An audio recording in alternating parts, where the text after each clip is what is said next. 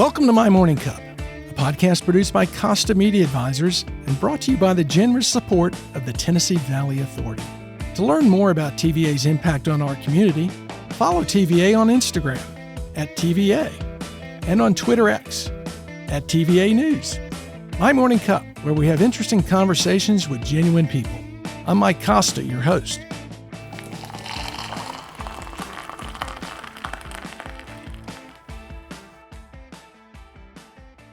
My guest this week is Paul Leath. Paul is the Regional Director of Operations for Chattanooga Gas. He's a U.S. Army veteran and active in supporting organizations and individuals that make Chattanooga a great place to live. Paul, welcome to My Morning Cup. Before I ask if cooking with gas is better than cooking on an electric stove, here's my first question. What's in your morning cup? Well, first, Mike, thanks for having me on your podcast. Oh, my pleasure. I'm glad you're here. Yeah, thanks. I start every morning with a big cup of iced coffee, nothing in it, and that gets me going while I read my newspaper on my iPhone and watch the morning news. So are you brewing the iced coffee, or are you buying some of the cold brew in the stores? I do some K-cups, and actually do 2 pods and put it in my Yeti and 5 ice cubes. And wow. I'm ready to go. That's all I do. That's the only coffee I drink. Why iced coffee? I don't know. It's my wife and I have always done iced coffee. I just haven't, I'm not a really, I guess hot liquids don't really work with me. So I've always done iced coffee. And you just go black. You're not sweetening it up. What is it? Latte, pumpkin spice latte? You do not know? Just straight. No, I used to do sweetener, but our friend Chip Baker motivated me to start losing weight and living better.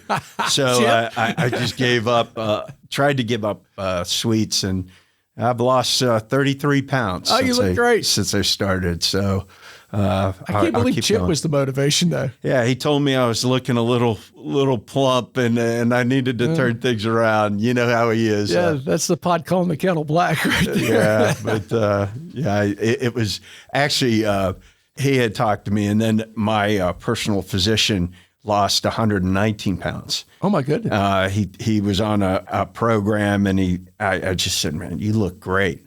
He said, I feel great. And Chip sort of nudged me, but my doc on my annual physical this year just motivated me. I was like, if he can do it, I can do it. You know, about 7 years ago, I changed doctors, and I went in, and she says to me, she says, okay, so why are you here? I said, well, I'm fat and I'm old. And she looks at me and she says, you're not old.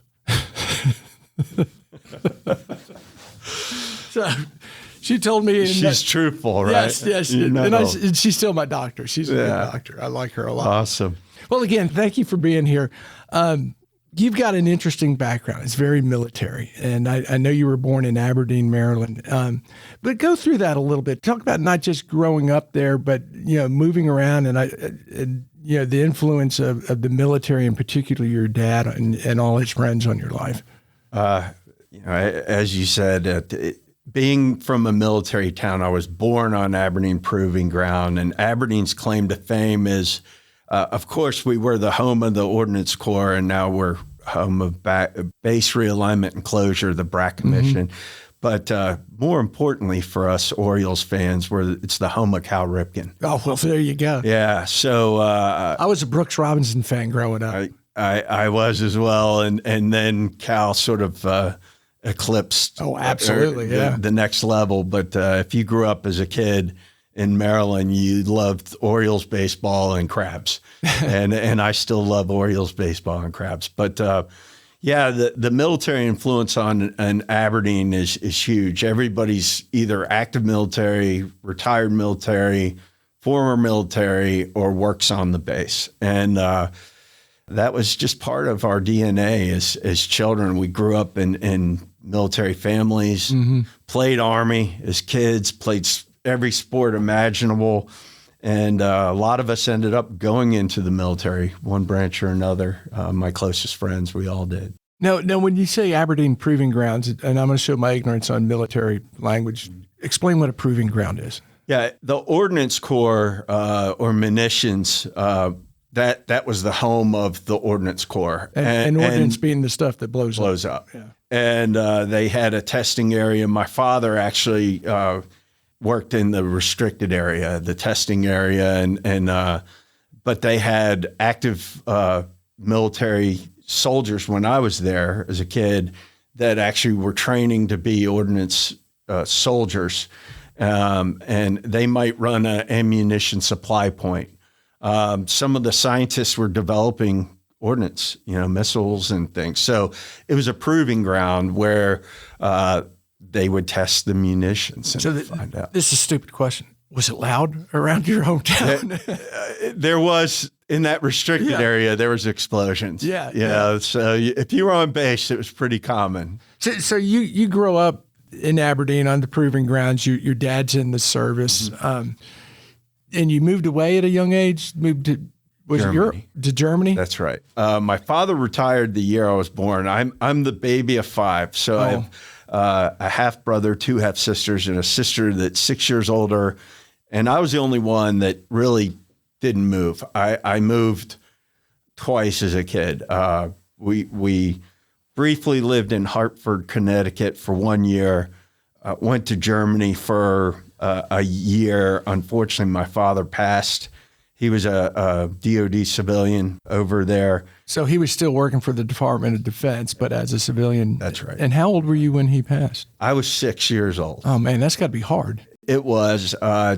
Don't really remember a whole lot of that time, but my father met my mother after World War II, and she's from a little town in the Bordeaux area of France. And, she decided there was a large French and German.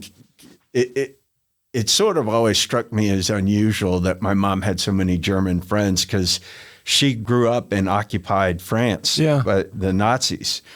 But some of our closest family friends are from Germany, and they married servicemen. And it was just this European connection that they all had. And there were a lot of French ladies back there. So my mom had that network of friends. She wanted back in Aberdeen? Back in Aberdeen. We came back to because your dad died in Germany, and that had to be, I mean, number one, you're not at home. That's right. So she said, we're going to go back to Aberdeen. We're going back. And that's where I grew up. Yeah. My whole life. And my siblings I was a spoiled little one that never had to make new friends every couple of years. Yeah. But I really had an amazing childhood. Amazing men, figures in my life, be it my father's closest military friends, some of my close school friends, their fathers sort of took me under their wing. We'll talk about that a little bit because, you lost your dad and the military's so close that you don't have friends, you have uncles. That's right. Yeah. That's right. So a lot of our closest friends were Uncle Tom and his wife, Aunt Pat, so you really were, and that was pretty common in military families. The close friends were aunt and uncle. Yeah. Even though you weren't blood related. So, I had a lot of those. And, they reminded me often I was a 6-year-old kid, but I was the man of the family. Yeah. And I was expected to act a certain way and not give my mom any hard times because she had enough on her plate. And my mom is a pretty amazing lady. Yeah. She's still with us. She's 91. Oh, that's great. And, went back to school when I was a young grade schooler. Never missed a drop off, a pickup, a game. I don't know when she slept, but I know every once in a while I'd hear a noise and I'd have to check on it, in the middle of the night. And there's my mom reading a book, for school. And she went to community college or local college for 2 years and then got a scholarship to Goucher in Baltimore, a full ride, and maintained a 4.0 and just never stopped being a loving, caring mom. But she ran a tight ship. I didn't get away with a whole lot. And it was an amazing childhood. Well, and I just want to reiterate this. Your mom is a native of France, met your dad after World War II, moves to the States, has 2 kids, you and your sister, goes to Germany. Your dad passes away. She moves back and raises you and your sister as a single mom, goes to college on her own. She's got to be a tremendous influence on you. Oh, yeah. She's my hero. I bet.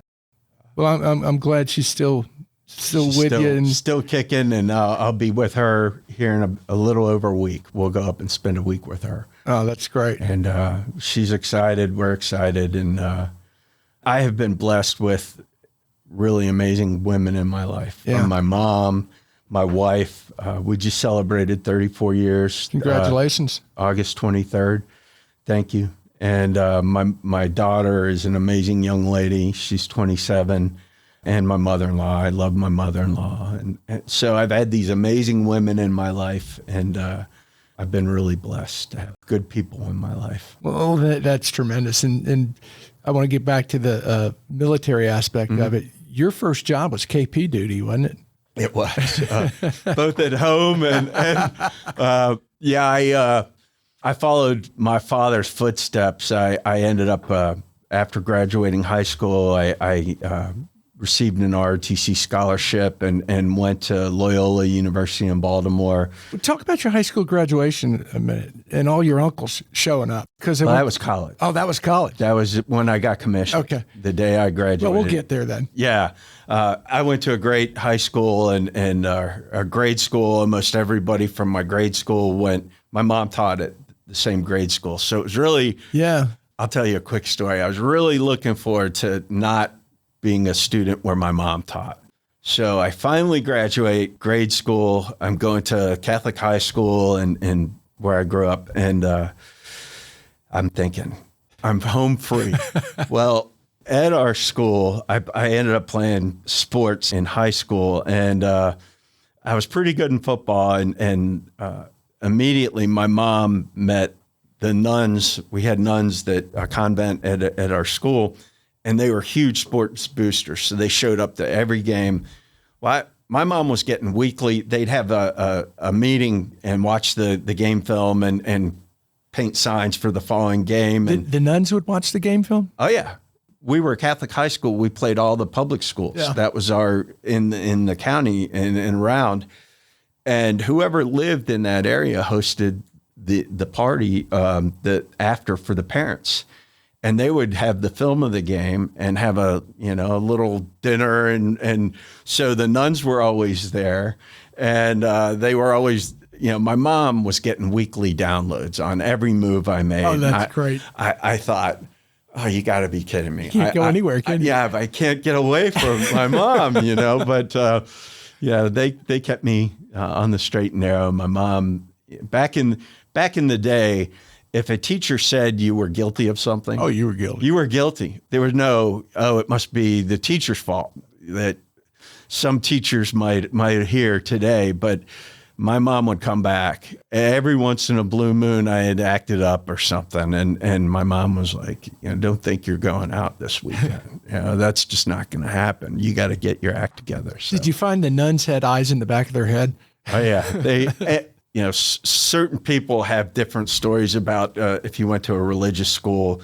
Our nuns were amazing. Yeah, they were loving, caring, great teachers, and I had a lot of them. I'd say over 50%, probably 60% of my teachers in high school were nuns. Oh, and that's unusual today because it's usually lay teachers. That's right. Yeah. So it was an amazing time in my life. My childhood was amazing, even though I didn't have a father. My mom did an amazing job. She ran an amazing tight ship, but was loving and caring and just, but was no nonsense. Yeah. And it's funny to hear now telling my kids, I'm exaggerating. I've underplayed how tough my mom was. She was pretty strict. And do you find her being pretty soft with your kids? Oh, yeah. Very, very. She's, May. That's a French colloquialism for grandma. Yeah. And so they hear stories from my mom, and I just sit there and, I sort of smile and think. Roll your eyes. Yeah, she wasn't this nice, cuddly. You know, she was. My mom was awesome. Looks like she did all right by you. She did all right. She's I had a great role model. And one time, I'll tell a funny story. My wife and I, the kids were in grade school, and I was coaching my son's youth football team, and my wife was coaching my daughter's soccer team.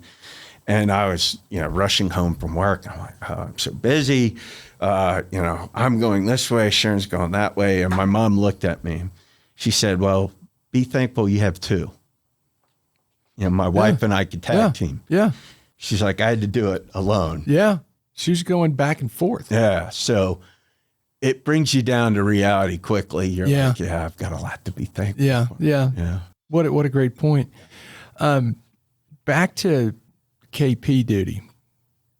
Your first job in high school, working in restaurants and dishwashers. Yeah. One of our family friends, she was a French woman in Aberdeen.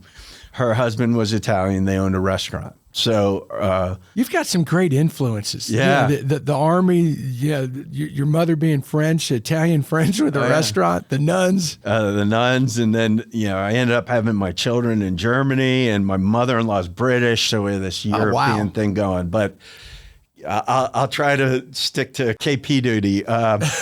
So as a young kid, I guess I was like 15 maybe, or 14 or 15, started working in the restaurant, cleaning dishes, and they, worked as a sort of assisting the chef as I got a little older. And then I migrated in college to being a server at a restaurant in the Inner Harbor as a.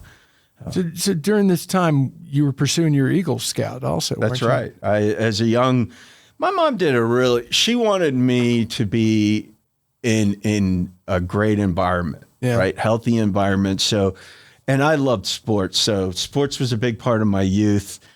I got involved in Cub Scouts and went from Cub Scouts to Webelos to Boy Scouts. And another important person in my life was a gentleman named Mr. Centennial. And he had two boys, twins, John and Joe. And we were in like Cub Scouts together, and he became our assistant troop leader, and he was sort of the adult assigned to this group of kids that we came in all together, 10 of us, and because of Mr. Centennial, I made Eagle Scout. I would have a lot of scouts drop out at get as high as life, which is the second away. The next level is Eagle. The old saying is fumes, car fumes and perfume get in the way. You get in that high school, you start getting involved in other sports, interests, and that was exactly what happened to me. I had lost interest. I was 15 when I actually got my Eagle, but other interests started creeping into my life, and he had moved to Nebraska, and he called me every week and made me promise I would go to the Scouts. Really? He did. And what's an Eagle Scout mean for someone? Because I never went through. I frankly dropped out in Webelos. And never got my Eagle Scout. I got a couple friends who had their Eagle, but it is, at least in my perception, such a mark of not just accomplishment, but pride. Well, I was told this. I don't know if it's still true, but less than 1% of all Scouts make Eagle. I can believe that. And for me, I saw when my son started Scouts, I never went into Scouts to collect merit badges. It was, we were having fun, we were camping, and we did merit badges along the way. And it was just part of the experience. And then when my son started going through it, it was a race. Like, how quick can I get merit badges? It wasn't about the process or learning or camping. It was, I need to check a box. And I hate it. I really did not like that at all. None of my peers as Scouts, we didn't think about it. But of the 10 kids that came over with us and Mr. Centennial's little group of men, 9 of us made Eagle because of him. That's great. Yeah. How has that influenced your career and as you grew up? Just having made that accomplishment at such a young age. Well, I got my Eagle at 15, like 2 weeks before my 16th birthday, because my mom put pressure on me, said, you're not going to, you're not going to be able to drive if you don't take care of this. Your mom's pretty smart. She was. And of course, as a young man, all you want is the keys, right? Yep. And give me the keys. And so I will tell you, when I got my ROTC scholarship, the lieutenant colonel was the battalion commander at Loyola. He met all the scholarship kids. And he said, he was looking at my packet, and he said, every kid that gets that joins ROTC is usually a good student, good athlete. He said, you know why you got the scholarship?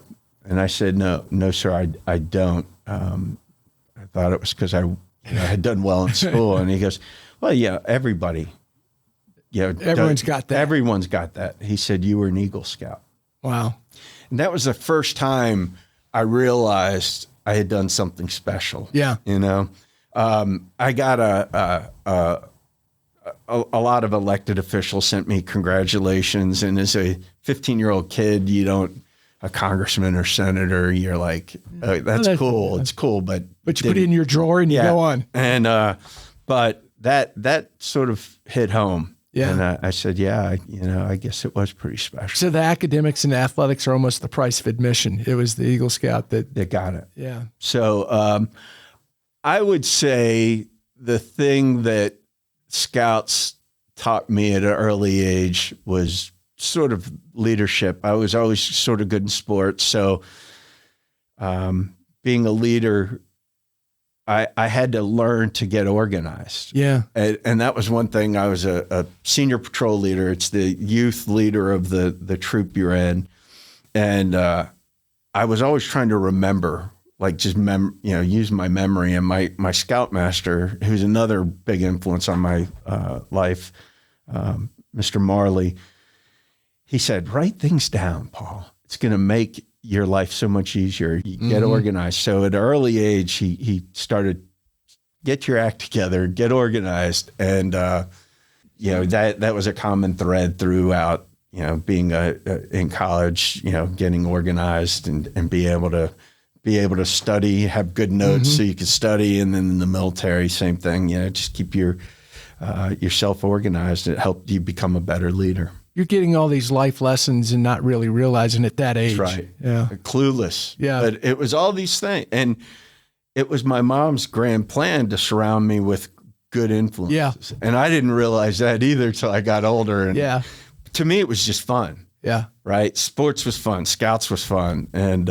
she kept you busy. She did. And it's funny. I have been in a routine pretty much some way, shape, or form my whole life. So as a kid, I would go to school, go to some kind of sports or scouts, come home and do about 2 hours of homework every night. And when I was younger, my mom and I would do it. She would grade papers at the table for her students, and I would do my homework. Well, that carried through high school. And I'd get home, same pattern. I played 3 sports and get home, get home, eat dinner, study, go to bed, and repeat, wash and repeat every day. In college, I did very similar. My friends were like, why are you going to the library? I'm like, That's what I do. I get up, I go to school, I eat, shower, eat, and go to the library for a couple hours. And that was just sort of ingrained in how I did things. Well, it's baked in. That's a great advantage. Yeah, it was.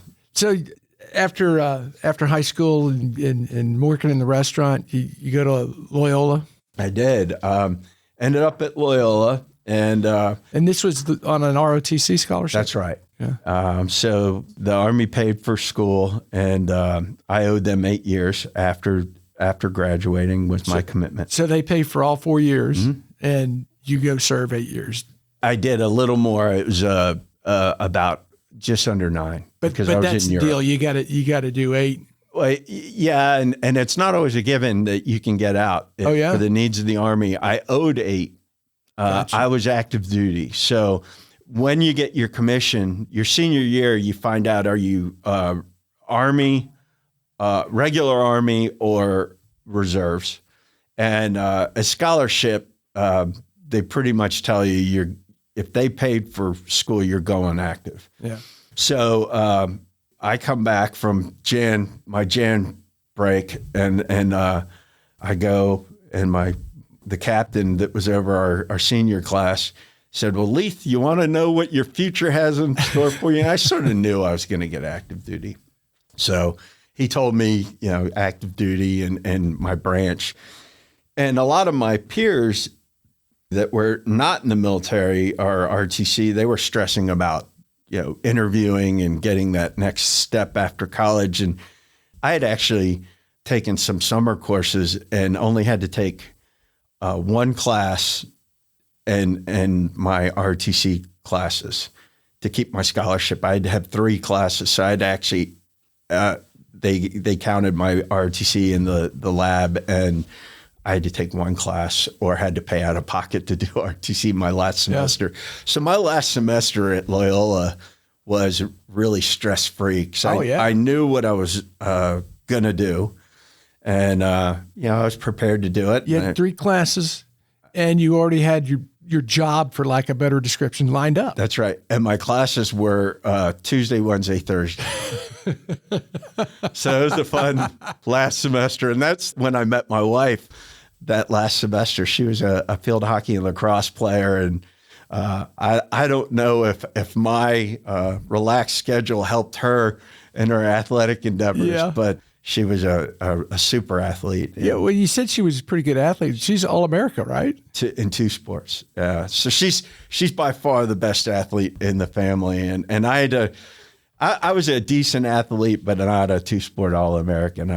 Well, you're a competitive guy. You like sports. You got your Eagle Scouts. So, you've got some competitiveness in your blood. So you meet this young lady who's this great athlete. I mean, was there any trouble dealing with that or accepting that? It was, having Sharon beat me, and I think the first sport we probably played together was tennis. Yeah, and she, didn't play tennis, but my wife is one of those people that can walk on a field or court, and then with a couple minutes of instruction, be really good.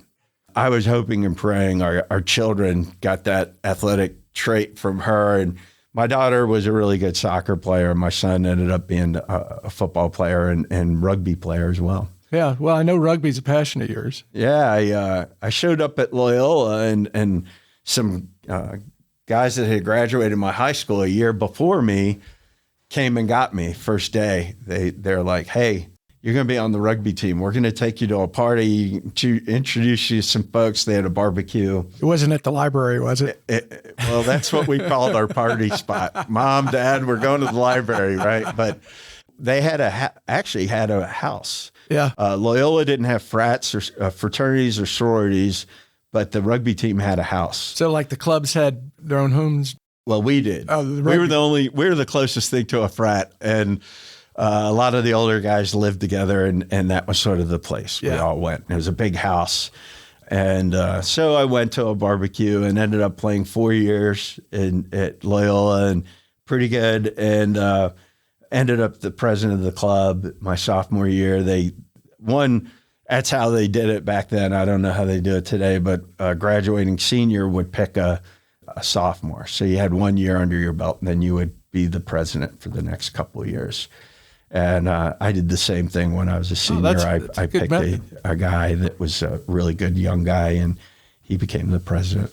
So Loyola sounds like it was a lot of fun. Was. And BA in finance? I was a BA in finance. And once again, those influences in your life. One of my best buddies from high school, his dad went to Loyola and was a finance major, and he was a CFO of a corporation in Baltimore, and he was a huge influence in my high school. And we ended up, my buddy from high school was a All-American soccer and lacrosse player in high school, and then got a scholarship to Loyola to play lacrosse. Yeah. So we ended up being roommates together at Loyola. But Mr. Lutz was one of those people I really admired and said, I want to be like him when I grow up.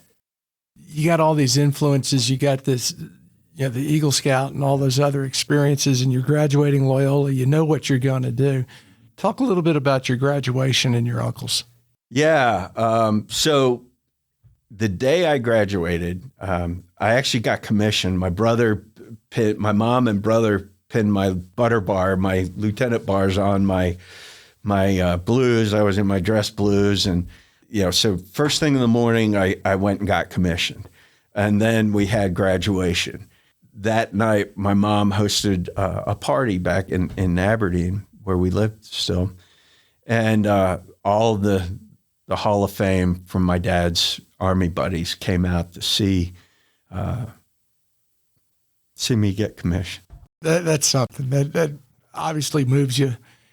I guess it's that camaraderie of Army buddies, making sure. And your dad's nickname was Buck. To see Buck's boy graduate and get commissioned, and a lot of my dad's friends. My dad was a warrant officer, which a lot of people don't know the military rank structure, but in the Army, you have enlisted soldiers, non-commissioned officers, and then between a non-commissioned officer and a commissioned officer, there's a unique rank called warrant officer. And now I think they go to 5, but when my dad was in, the highest you could go was Chief Warrant Officer 4. Mm-hmm. So my dad was a warrant officer, and he had come, my dad was in 3 wars. He was in World War II, Korea, and Vietnam. And Vietnam as a consultant, DOD.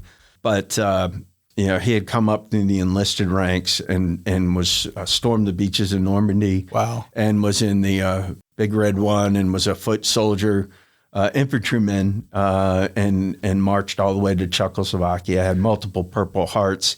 And my brother, my half brother, told me a lot of my dad's stories. Yeah. And a lot of my dad's friends, the uncles, shared the best, the classic stories that night. And there might have been a couple bourbons and some good stories that night. And my girlfriend, that's now my wife of 34 years, I think she was a little shocked. She's listening to these stories about my family and my father. And she's like, gosh, I don't know. What am I getting into, right? Because I know he's going to be doing that too. But it was a different Army that I came up in that my father, those. Well, he fought in 3 wars. That's pretty incredible. Yeah, he those. I will say anybody that deploys to a combat zone, I ended up deploying twice, but I have a special reverence for those folks, like World War II vets. Yeah. They spent years, right? A lot of our soldiers, a day in a combat zone's tough. So I don't want to diminish any service, but that's intense because they didn't have an opportunity to come home, because if they didn't win, there would be nothing to go home to. So it was a different pressure on that World War II veteran. I recently watched Band of Brothers, and that does a great job of illustrating exactly that. These guys, they're not going home in 6 months. They're not going, oh, you stormed the beaches of Normandy? We got to march inward 100 miles. Oh, we got to march to Czechoslovakia. It was just one after another. And just multiple wounds. And my dad had a bunch of Purple Hearts, and he got blown up into the air. One of the stories I heard that night of graduation was, Buck getting blown up 20 feet in the air and lost partial vision in one eye from a shrapnel wound. So they were telling all these battle stories. Stuff you hadn't heard before. So you graduate, but you're going into the Army. And where did they send you? So right out of college, you go to wherever your specialty, whatever branch you get assigned to, there's an officer basic course. And it gives you the basics of what to expect and what to know to be a successful platoon leader, because that'll be your first job as a young lieutenant. So then you have follow-on schools. So it's about 6 months. And then you have, I went to airborne school right out of OBC, and then I went to a parachute.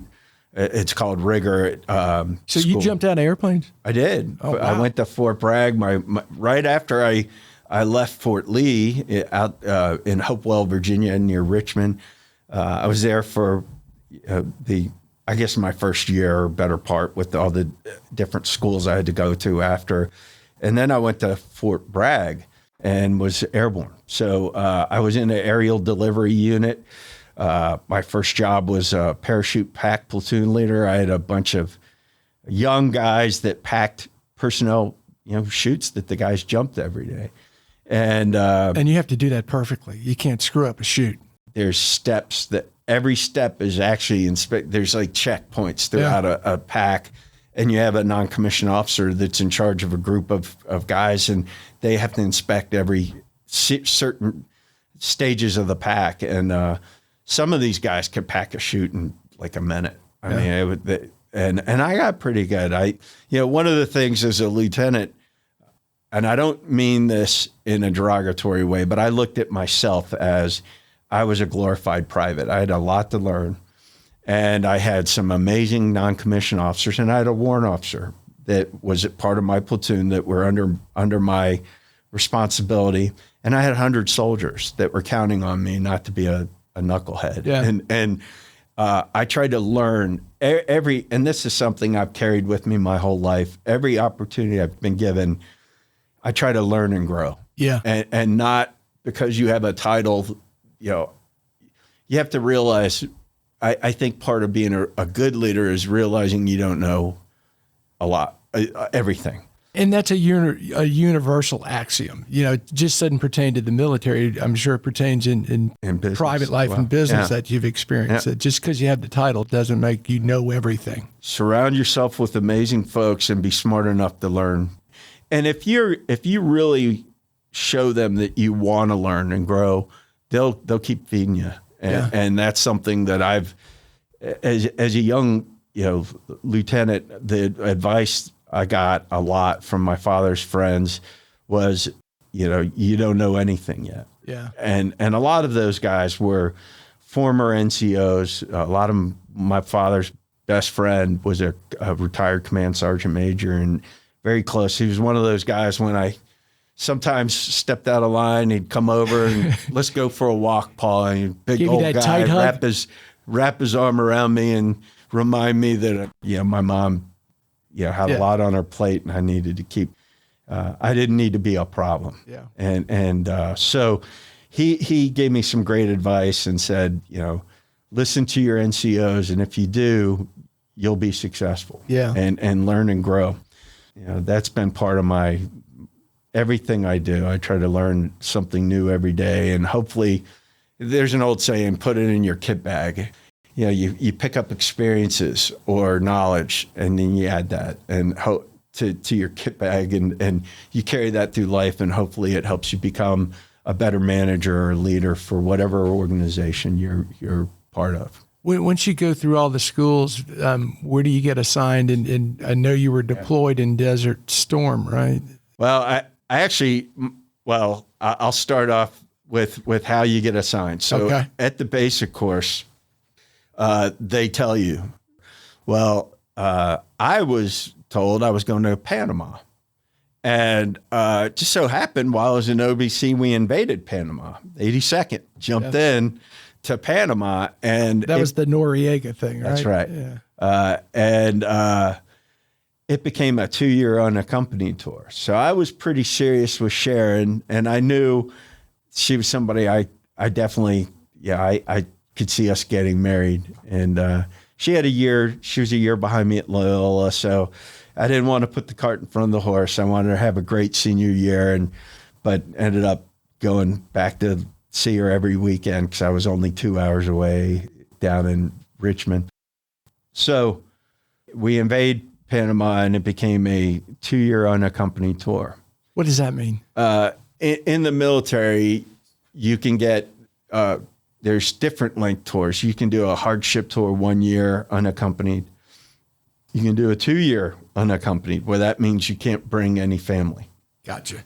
Or like Fort Bragg was a 4-year accompanied tour where she could be with me. And so I was my class social chairman for my OBC class, and my TAC officer was a captain who was a football player from Presbyterian, great guy, Jerry Reeves. Unfortunately, he was killed in war, but later he ended up becoming a lieutenant colonel and retiring, and then, great guy. And he and I got along really, really well. And I went and talked to him. I said, hey, Captain Reeves, Sharon and I are pretty serious. This 2-year unaccompanied tour is not going to potentially work out. She's a good girl, but I don't know if she's going to stick around for 2 years, right? So he said, well, I went to OBC with your assignments officer. Let me call her. He calls me in his office later on that day, and he's on the phone. And he goes, all right, Leath, here's the deal. We're going to give you a choice to go to Fort Bragg, but you got to go to airborne school, aerial delivery school, all these schools. He goes, you got 10 seconds. And it gets down to 3. I said, I'll take it. So that's how I ended up at Fort Bragg. Where I did it for love, but it's worked out. It has. I absolutely love the mission at Fort Bragg. Everybody the soldiers are strack and in good shape. And unlike any, I got to go to Europe. I loved all my units. I loved all my soldiers. But I had soldiers at Fort Bragg. I could tell, them, hey, I need that mountain moved a mile tomorrow. And somehow or another, you'd wake up the next morning and that mountain had moved a mile. And they just made it happen. And so that's how I ended up at Fort Bragg. And I did not, as I said, I was, my first platoon that I had was the pack platoon, and only half of Bragg went. So the other half was still jumping. So my commander broke my heart. As a young second lieutenant, you think your career's over if you don't deploy. And the wars weren't real frequent. That was sort of the start of many generations of deployments. So as a young lieutenant, he decided to leave my platoon back because we weren't going to be jumping in Saudi, but we were going to do the aerial delivery. So eventually I became the heavy drop, or the aerial delivery platoon leader, which my good friend, who was sort of an early mentor of mine, had that same career path that I ended up going: pack platoon, heavy drop platoon, company executive officer as a first lieutenant, and then go on to staff officer. And that was the series that I ended up doing. But I ended up, once again, getting an opportunity as a young second lieutenant I ended up being a detachment commander. So we had a huge company. It was 300 people. They took 150 to Saudi and left 150 back at Bragg. And they left my platoon sergeant, became the detachment first sergeant, which is a senior NCO of a company, and a warrant officer that was amazing. And I learned those two, that my first platoon sergeant and Chief Snoddy, were great mentors to me. And I soaked up everything they were willing to share with me and try to feed it, because they knew if they made me, some knowledge is a little dangerous, right? Yeah. So I knew enough to be dangerous, and I was willing to learn and listen. And they really helped me become a successful officer. Yeah, and all of that training, tremendous influence on you, because I do want to talk about the private sector. But before we get to the private sector, explain how you have 2 anniversaries. Yeah, so Sharon, played 2 sports in college and really never had any downtime. And her parents decided when she graduated, they wanted her to have a nice trip. And her roommate had spent a semester abroad in Spain and was going to go back. And so Sharon ended up, as soon as we got engaged right before at graduation, and we were going to get married a year later. That was the original plan. So she graduates in May, and I go down to Fort Bragg, and she goes to Europe. They go to Greece and Spain and had a big summer. She comes back in August, and the first Gulf War kicks off. She literally, the week she got to Fort Bragg down there, was the week that Corporal Pepe Benitez called me at 2 a.m. and said, Lieutenant Leath, Red Ball Express. And at 2 a.m, I'm like, thank you, Corporal. I hang up and I have no idea what Red Ball is. But it seemed intense. And I sort of knew I needed to get in and bring my combat gear, my ruck. And you just, that was what you do when you got EDRI. But that wasn't your normal EDRI. So I knew it was going to be different, but I brought all my gear. And lo and behold, it was the kickoff of the first Gulf War, the Desert Storm. And, as I said, they gave us in the airborne, the 18th Airborne Corps is wheels up in 18 hours notice. So you get a call in 18 hours, there's an expectation your whole unit is in an airplane going anywhere in the world. So you get called up and you're not married yet. That's right. In the Army, you're either married or you're not. Engaged doesn't count. They don't care. And Sharon was new to Fayetteville, North Carolina, really had no security network. And we were going to get married in a year anyways. That was part of the plan. So I quickly called our family priest and, Father Kelly, I can't tell you a whole lot, but I'm going to be gone about a year. And it was already on the TV. He knew what I was doing. And I said, we'll do the big church wedding, but I need your blessing because I know my mom and her mom would not sign off. So we got his, and then I talked to my mother-in-law and father-in-law, and they gave me the blessing.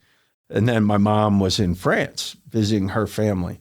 So I had to track my mom down at 3 different calls. Back in the day, you didn't have cell phones. So I'm like calling my aunt, and then she's like, she's at a cousin, and they had gone to another place. So 3 calls later, I get my mom, and she gives me the final okay. So the next day, we planned to do the quickie Justice of the Peace at Fayetteville, Cumberland County Courthouse in Fayetteville, North Carolina. It was supposed to be 2 friends, and every officer in our battalion, pretty much from my battalion commander on down, showed up at noon.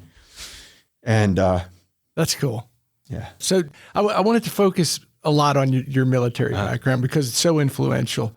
But can you touch on getting out of the military in the private sector, how you started with Atlanta, not Atlanta Gas, GE Lighting. GE Lighting. So I was getting out. A buddy of mine had just done that overseas, and he worked with this company called JMO, Junior Military Officer Recruiting, and they gear on captains and first lieutenants that are just getting out with 4 maybe 8 years experience, and a lot of Fortune 500 companies want those. Understandably. And I didn't know, actually, I'll give you a little more. I was supposed to go work for a friend of the family, a banker, and then they had started an insurance division, and they put a hiring freeze, and they reabsorbed this whole division. So then my buddy was like, hey, these guys are great. I went to this hiring conference and interviewed with, a bunch of companies and had a bunch of offers. So I had my wife and 2 children that were like banking on me, don't mess this up, Paul. So I ended up going to Atlanta and interviewing with them. The first day they sort of polish you up, get you ready, get your resume together. And because none of us had ever put a resume together. We're all a bunch of Army guys, right? Or whatever branch you were. So then they coach you up on how to take military experience. Like a platoon leader is like a manager, right? You managed 100 people's life, right? And so they coach you up on how to corporate speak, I guess. And then the next 2 days you interview. And I interviewed with 7 companies, got 7 offers, chose 2 to go visit. And GE Lighting Systems in Hendersonville, North Carolina was one of the 2. And there was another company up near Boston. And, Hendersonville is near Asheville. And it's beautiful. Yeah. And GE, Jack Welch was the god of CEOs. Yeah, particularly back then, at that time, Yeah. So I was like, gosh, I can't go wrong with Right. these guys. And they made me a good offer, and they really wanted me. So ended up getting a job as manager of distribution and logistics.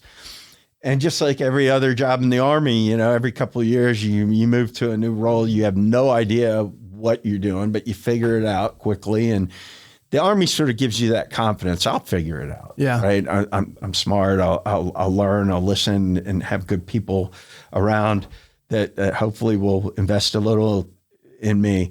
So I get into GE and I go to the first meeting, and they're like, thank God you're the new guy.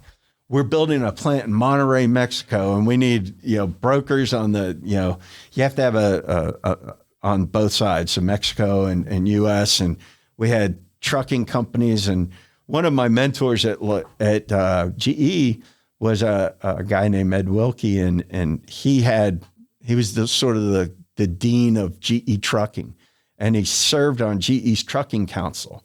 He knew more about logistics in his end of his pinky than most of us will ever know in our life. Well, he was one of those guys that invested some education in me. He reported to me, and I learned so much from him. And then I got to work with it was a joint venture, the plant in Mexico, and they put up a retiring executive that was over logistics for AXA Group, and which is a huge conglomerate like GE. Supposedly the joint venture was born over a round of golf at Augusta National between their CEO and Jack Welch. And so this guy was retiring, and he invested a lot in me and taught me a lot about. Well, it's interesting you say these people invested a lot in you. They did, but you were willing to listen and learn. How did GE lead to Atlanta? Yeah. So I worked there 2 years. My second year was pretty much down in the plant, running everything. Down in Monterey? Down in Monterey. And Sharon had a 2 and 3 year old that I got to see every other week for a couple days and then back. That's hard for a young family. It was. And that was really the motivator. I didn't get out of the Army to lose my family. Yeah. So at the same time, all that, I was at a year of that, and there was just going to be more. In fact, they wanted me to go down and run the plant. And Sharon, she didn't want to live on a expat armed, guards. We had to have a driver, suburban, armored, plated Suburban drive us everywhere when we were down there, because they were kidnapping GE executives and holding them for ransom. And so we made a decision that as I wasn't going to go. Yeah. And at the same time, this company from Georgia was calling, and they've been calling for a couple of weeks, this headhunter, and about a month. So I finally started looking into AGL Resources and Atlanta Gaslight. And the more I learned about it, I was like, what a great company. Although I didn't know anything about the natural gas industry, they were looking for somebody with, Fortune 500 experience in a military background in logistics, which I had. So, went, spent a day with them, and the president, after the day, what my first role was going to be in Macon, Georgia, and spent the day with him and visited Macon and the team. And at the end of that day, he brings me back to the airport in Atlanta and says, we're really interested in you, but before we move forward, we want you to bring your wife down for a long weekend. Come on a Friday, we'll have you tour the schools, and then we'll have a realtor show you around, and the person that's going to be your assistant will be sort of with you and she's lived here all her life.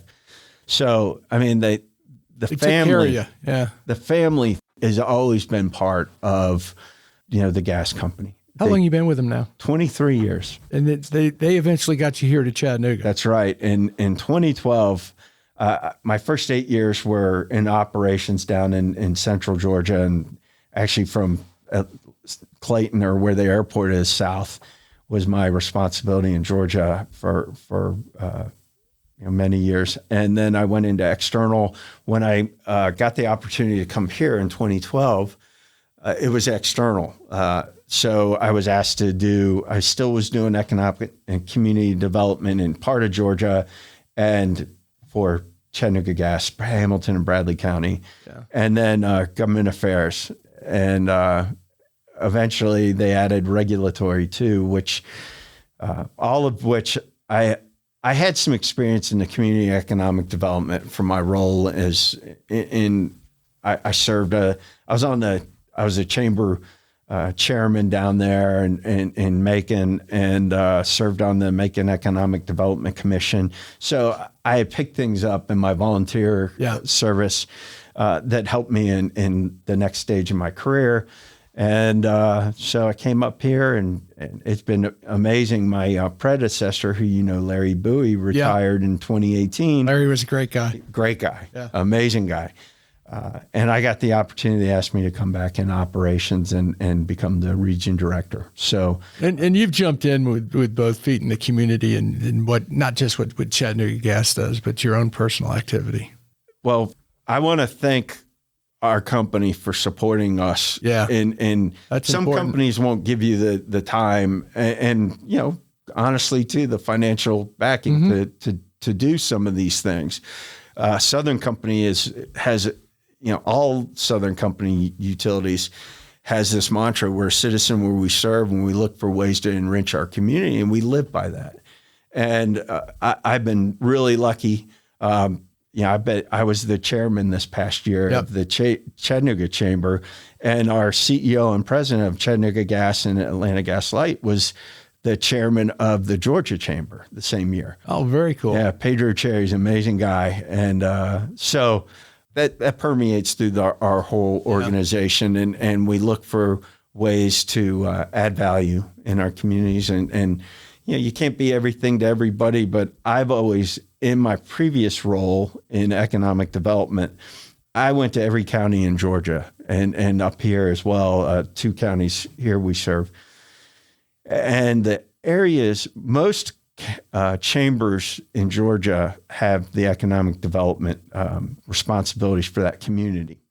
And the ones that the really strong, the chambers always did really well and were thriving. Yeah. They would have great economic development professionals, and they would do really well when you brought a prospect. And that's really a lot of site selection folks. They don't want to be embarrassed, right? Because they're getting paid to bring their client to communities that they're going to like, right? And if they keep bringing them to communities that don't have their act together, that they won't work with. Shows poorly on them. Right. So they end up going back to those communities that aren't going to embarrass them, have great infrastructure, great sites, and their local elected officials all sing from the same hymn book. Because I can't tell you how many communities you get to, and the ones that did that got repeat visits, and they got projects that landed there. And the ones that didn't, they got off the tour bus really quick. They didn't get repeat visits. And sometimes it was just a matter of they didn't have the right sites, or they didn't have the local governments didn't get along, and these prospects pick up on that. They're like, that could be a risk for us. We need to make sure we do business in a community where everybody's on the same sheet of music. Yeah, you to me, and I'm sure to the listeners, your career is fascinating, the way it's all been building blocks, and you've got a great grasp of the big picture. And I do want to ask you one more question, if we can, but before I get to that, I need to remind listeners who makes all this possible, and that's the Tennessee Valley Authority. And I need to thank them for sponsoring My Morning Cup. Follow TVA on social media to learn more about its multifaceted mission of service, and visit TVA.com/do good here to explore exciting career opportunities with TVA. Yeah. Last question for you. What would you tell that 25-year-old Paul Leath is important for a happy life? Well, luckily I've heard your podcast before and thought about so you thought this. About it a little. I would say work really hard, take advantage of every opportunity you're given, learn and grow, and trust your gut. And that's it. Those are my 3 simple recipes for happiness and success. Well, and learning from others, I think you've come at it from a unique perspective. A lot of people don't realize what they're learning at the time. And you kind of look back and you go, oh, yeah, that's where the lesson was in there. Yeah. working really hard is important. But I like trust your gut. You got to trust yourself. And I learned an important lesson as a young lieutenant during that detachment commander time. Yeah. There was a soldier that was had gotten in trouble and was getting out, and he was acting strangely. He was on house arrest pretty much, and he showed up at the headquarters, and I knew something wasn't right. And he ended up breaking into the orderly room and stealing a bunch of things. And I knew I could have moved we had somebody on call every 24/7, and I could have moved them from the barracks down that night. And I learned an important lesson: trust your gut. Yeah, that was an early lesson, and I said I will never doubt, that feeling. Yeah, that you have that feeling that something's not adding up here. Something's not right, and I have lived by that. From that moment on, I said I'll never served you well. Doubt it. And I think it's been a pretty good run so far, and I hope my luck continues. But well, thank you for your service, and I'm glad you're here in Chattanooga, and it's great to get to know you better. Oh, great. Thanks for the time together. This was fun.